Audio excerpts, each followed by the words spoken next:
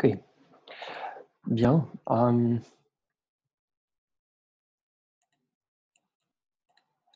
Bien, bonjour à tous. Je me présente, je suis Christophe Dujaric et je suis le directeur produit chez Sensio Labs, qui développe, notamment Blackfire.io, Sensio Labs Insight et Sensio Cloud. Outre évidemment, le fait qu'on soit les créateurs du framework PHP Symfony. Voilà, Blackfire.io est un outil qui s'utilise pour absolument tout PHP, hein, c'est pas limité à Symfony. Donc aujourd'hui, je voulais prendre un petit peu de temps pour éventuellement vous montrer un petit peu comment est-ce qu'on démarre avec Blackfire. J'ai cru comprendre, en regardant, vos activités, que vous n'aviez pas nécessairement eu l'occasion de faire un premier profil. Donc c'est sur ça qu'on va se concentrer. Donc voilà, ça va être une présentation assez courte, je serai très heureux de pouvoir discuter avec vous par la suite. Heu voilà, n'hésitez pas à poser des questions, j'y répondrai donc à la fin. Alors, un petit rappel, hein, évidemment, en tout premier lieu, le point pour un outil comme Blackfire, c'est de répondre à une problématique qui est la performance. Et finalement, la performance, la plupart du temps, c'est une notion de business derrière. C'est le point de se dire, bah voilà, si mon site, si mon app est trop lente, Heu, je vais perdre des utilisateurs, je vais perdre, du business, que ce soit sur du e-commerce avec, des paniers qui vont être abandonnés ou, sur du média avec, des moins de pages qui vont être vues et donc moins de revenus générés avec, la publicité, comme simplement une mauvaise expérience utilisateur qui peut, faire que les gens vont aller voir ailleurs. Hem, donc voilà, Blackfire est un outil pour traiter cette problématique. Et la traiter d'un point de vue qu'on connaît bien chez Sensio Labs. Nous, on a vraiment l'idée de prendre le sujet à la racine le plus tôt possible, c'est-à-dire au niveau du code. Euh, J'y reviendrai un peu plus tard. Il existe plusieurs types de solutions de gestion de la performance sur le marché. Nous, on est vraiment à se concentrer sur le code PHP, pour résoudre cette problématique aussi, qui est que plus on attend pour résoudre un problème de performance, plus ça va coûter cher. Donc voilà, il y a clairement plein de choses à regarder, mais notre recommandation est vraiment de commencer par le code. Euh, un- une petite définition aussi pour ceux qui pourraient ne pas connaître. Qu'est-ce que le profiling? Donc le profiling, il va s'agir ici d'aller regarder au runtime, donc quand l'application est déployée, les métriques de consommation en ressources de mon code. Donc, quand j'exécute une requête, techniquement, on va aller instrumenter cette requête pour aller calculer sa consommation en temps et en mémoire. Donc, dans notre cas, on a été divisé en wall time, donc le temps d'exécution complet de PHP, en input-output, donc le temps où PHP est en train d'attendre qu'il se passe quelque chose à l'extérieur, en CPU, donc ça c'est CPU plus IO donne le wall time, et puis derrière la consommation en mémoire, en network, en HTTP et en requête SQL. Donc voilà, le point c'est vraiment de capturer toutes ces données et puis ensuite d'aller les afficher dans une interface graphique qui va permettre de comprendre exactement comment le code se comporte. Donc on pourra regarder ça un petit peu après. Le point, ça va être pour nous de partir sur ce qu'on appelle des graphes d'appel, des call graphs en anglais, qui vont montrer la séquence d'appels de fonctions et leur responsabilité finalement dans la consommation globale de ressources. Donc voilà, si je reprends un petit peu, encore une fois, la grande différence entre Blackfire et des outils divers et variés, qu'on appellera des outils de monitoring, c'est on se focus complètement sur le code. Donc on va pas du tout aller regarder les notions d'infrastructure. Il y a en effet des choses que ces autres outils vont pouvoir faire que nous, on ne fait pas. Mais justement, le point, c'est pour nous de donner plus de visibilité sur le code, ce que la plupart des outils ne font pas. Donc, on peut parler d'outils un peu legacy comme XHprof, Xdebug, qui, eux, le font. Mais pour le coup, de ce côté-là, nous, on va avoir d'autres avantages, et notamment le fait qu'il n'y a absolument aucun overhead pour les utilisateurs finaux. On est sur une stratégie d'instrumentation vraiment uniquement quand le développeur ou un outil avec lequel Blackfire va s'intégrer va donc générer la requête avec l'instrumentation. Donc l'utilisateur final n'est pas impacté, il n'y a pas d'overhead. Blackfire s'utilise aussi bien en production qu'en test, staging et développement. Donc finalement, vous avez quelque chose qui va être très complémentaire avec ce qu'on appelle aujourd'hui les APM. L'idée, c'est qu'un APM va être capable de regarder absolument tout le trafic et puis de vous expliquer quand il y a un problème quelque part en production. Et derrière, malheureusement, comme ils instrumentent absolument toutes les requêtes utilisateurs, ils ne peuvent pas creuser aussi profond que Blackfire dans le code. Donc voilà, finalement, vous utilisez les APM pour détecter qu'il y a des problèmes ici ou là, et quand vous allez vraiment vouloir creuser dans la donnée, vous allez pouvoir utiliser Blackfire. Et donc, on a aussi, ça serait l'occasion d'un autre webinaire, des intégrations qu'on peut mettre en place pour que tout ça se fasse automatiquement. Bon, pour reprendre un petit peu la vision globale de Blackfire, on parle de continuous performance testing. Alors, juste avant, je vous parlais de profiling. Le point est en fait maintenant de pouvoir se dire, je vais aller profiler automatiquement mon code et je vais implémenter des tests de performance par-dessus. Donc finalement, vraiment définir quelles sont mes attentes par rapport à la performance de mon code et puis pouvoir se mettre dans toutes ces bonnes pratiques de tests en continu. Donc ça, c'est des choses qu'on va pouvoir évidemment faire en développement, hein, sur sa propre machine en local. Ça permet de travailler, de tester des choses, essayer de voir ce qui peut être intéressant à pousser sur du test et du staging. Une fois qu'on est en test et staging, là, on va vraiment avoir de la validation du code. Et une fois qu'on est en production, là, le point, donc, ça va être d'être vraiment dans l'environnement réel, dans le contexte réel, les données réelles, le trafic réel, et donc tous ces points qui finalement font que malheureusement, de temps en temps, on peut rater des choses en développement ou voire même en test et staging.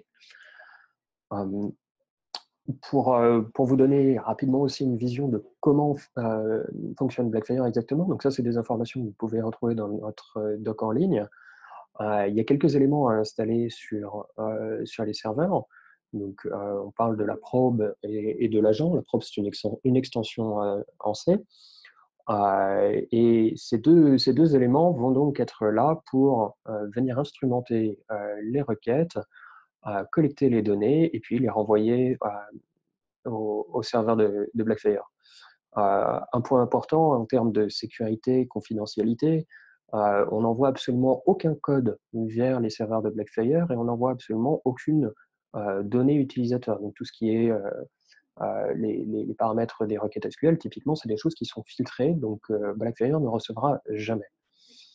De la même manière, il y a de la documentation là-dessus, je pourrais vous la renvoyer si vous le souhaitez.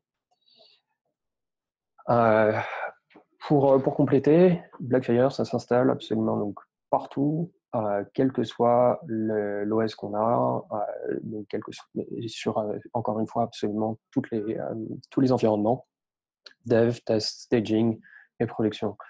Je vais vous montrer rapidement la doc. Le point, c'est vraiment de vous donner tous les moyens de faire une installation en 5 minutes maximum et potentiellement d'ailleurs d'automatiser tout ça, notamment avec du Chef, du Puppet, du Ansible, du Docker, voilà, tout un tas de technos qu'on supporte qui vont vous permettre de faire ça bien facilement. Voilà, je propose de passer sur un cas un peu pratique, vous montrer très rapidement donc comment est-ce que vous allez pouvoir vous lancer avec Blackfire. Alors, donc premièrement, voilà, la doc qui va vous permettre de tout installer. Donc vraiment, vous voyez pour chacune des plateformes, vous allez simplement pouvoir faire un copier-coller qui va vous permettre de vous lancer très rapidement. Il y a donc aussi bien la partie agent que probe à installer. Il y a aussi toute la partie interface en ligne de commande. Et pour finir, il y a une extension Chrome qui va aussi vous permettre de faire du profiling directement en vous promenant sur votre interface web. Donc là, typiquement, si je regarde sur ce site, donc voilà, qui est accessible par tout le monde, hein. Vous avez la possibilité d'aller le tester par vous-même.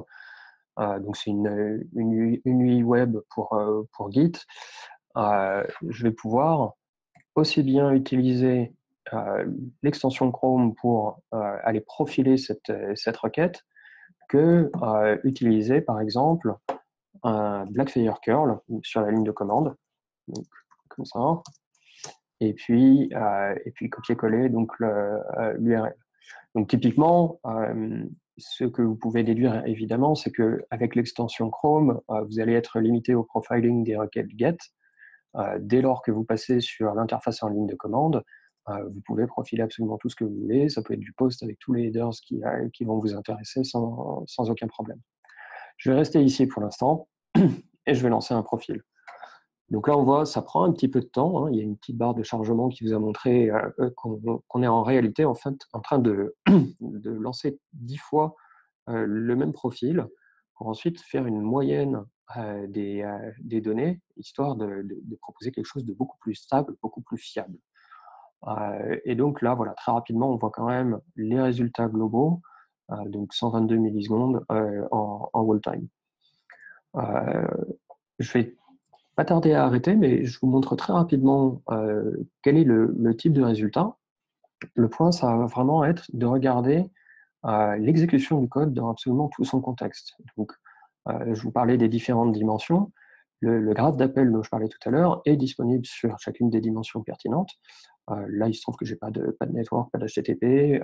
Autrement, je peux aussi avoir la liste donc, des requêtes HTTP et des requêtes SQL.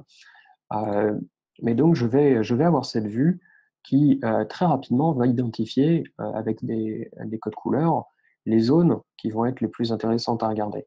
Donc là, typiquement, j'ai le chemin critique avec tous les nœuds qui sont entourés de couleurs. Et puis, j'ai les appels de fonctions qui consomment le plus, qui sont en fond de couleurs. Donc, on les retrouve aussi bien sur le graphe d'appel que sur la liste à côté en surbrillance.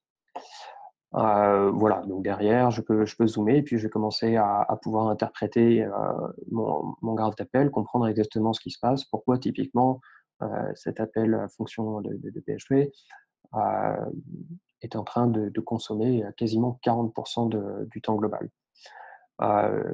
En petite preview, on est aussi sur le point de lancer un nouveau type de visualisation qui est la timeline. Donc, il va être aussi l'exécution de votre code représenté de manière temporelle totalement, voilà, avec la possibilité d'aller montrer plus ou moins d'événements et d'appels. Voilà donc en 15 minutes, globalement, comment est-ce que Blackfire fonctionne.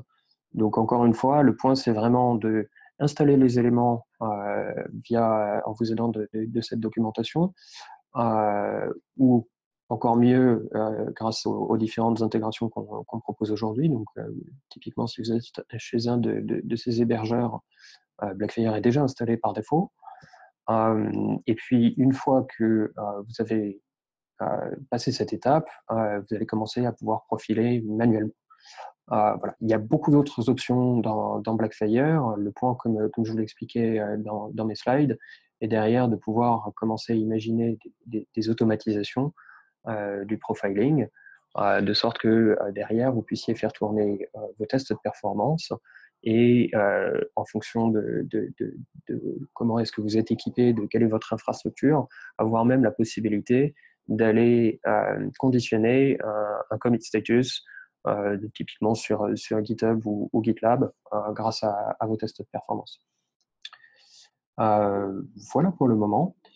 Sinon, je vous recommande d'aller donc bien lire la documentation. Je vous recommande aussi, dans cette documentation, il y a toute une section qui est les 24 jours de Blackfire. C'est quelque chose qui a été rédigé par Fabien Potentier et qui dit tout ce qu'il y a à savoir finalement sur comment est-ce qu'on utilise Blackfire, qu'est-ce qu'on peut attendre d'un outil comme celui-ci, et finalement aussi tout un tas de bonnes pratiques de gestion de la performance en PHP. Pour finir, Voilà, je voudrais vous proposer donc un coupon qui va vous permettre d'avoir l'édition Profiler au premium pour 30 de moins, mais donc pour l'instant jusqu'au 10 mars et uniquement sur les abonnements annuels. Voilà. Si vous avez des questions, je serais très content de pouvoir y répondre. J'ai vu une référence à Docker. Oui, exact. Alors Docker, en effet, on a un support à l'installation via Docker. J'y reviens.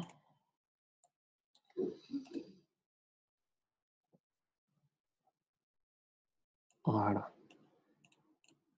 Donc on a désolé, je suis allé trop vite. Voilà.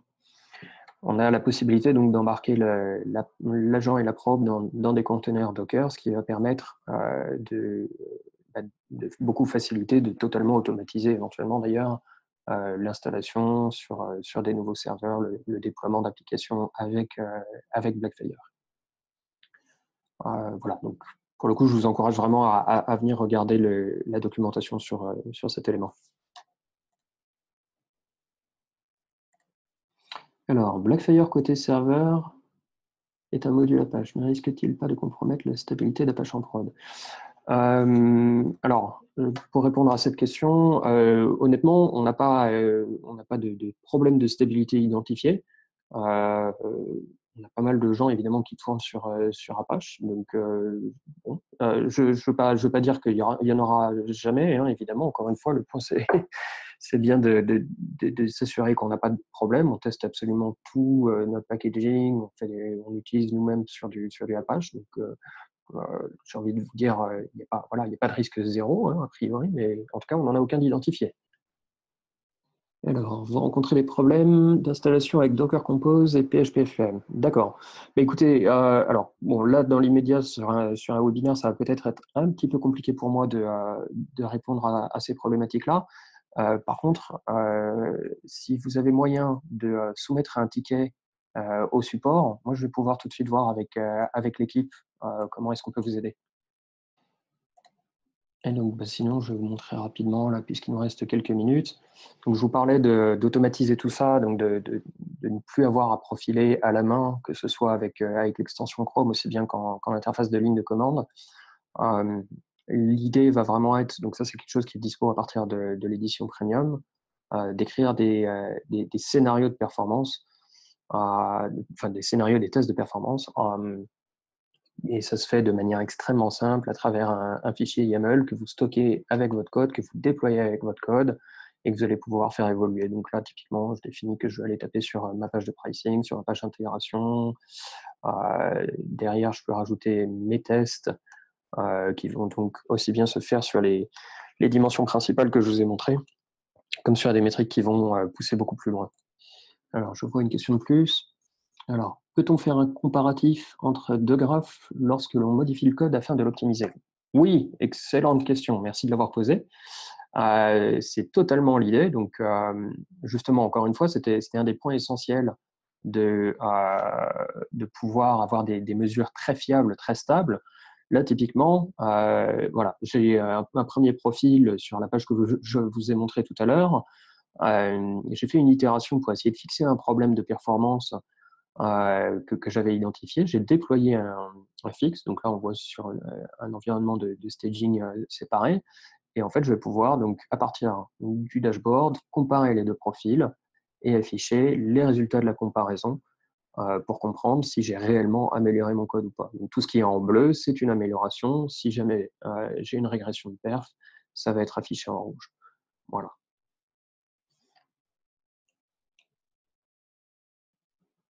Bien. Bah, écoutez, si vous n'avez pas d'autres questions dans l'immédiat, je vous remercie énormément d'avoir participé à ce webinaire. Je compte aussi en organiser d'autres à l'avenir, aussi en français, pour avancer un peu plus sur d'autres sujets, donc notamment les tests dont j'ai commencé à vous parler. Voilà, si vous avez des souhaits, s'il y a des choses que vous aimeriez bien qu'on aborde de cette manière-là, n'hésitez surtout pas de la même manière à nous envoyer un formulaire, enfin, un message via le formulaire de feedback. Et puis, bah, on pourra organiser ce genre de session. Voilà. Bah, écoutez, encore une fois, merci beaucoup à tous, et puis, bon déjeuner à tous ceux qui vont y aller. Au revoir.